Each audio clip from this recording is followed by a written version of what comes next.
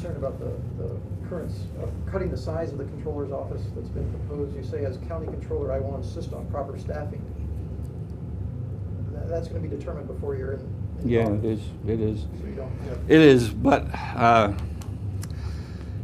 you know, they use a budget like a sword. They swing it this way and they cut, and they bring it back and they cut. Budgets are flexible. They really are. We have a salary board. If you want to create a position in the middle of the year that's not budgeted, you can talk about it. You can move money around. You can create it. When they cut that office, they took the checks and balances and it went like this. Now the fox is running around. You know, who's watching the hen house when you do away with the controller's office? That's the only job they have, is to see that money is spent properly and see that there's accountability. When you get down to a couple of auditors and the responsibilities that you have, and there's more responsibilities the controller's office should have. There's other areas that they should be in.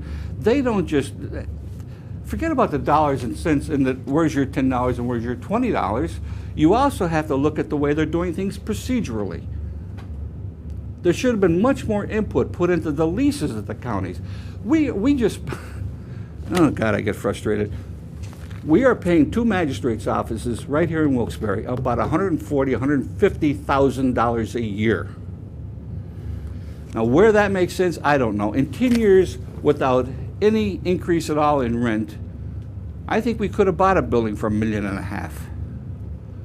I really do. I mean, I don't understand why if they went out and they spent $20,000, $30,000 for rent, that's fine. But what's going to happen when little towns like Pittston, who gets $10,000 a year, sees that Wilkes-Barre is paying $70 and $80, Hazleton's paying $80? You know, is everybody going to look for their piece of the pie? They have budgets they're trying to balance.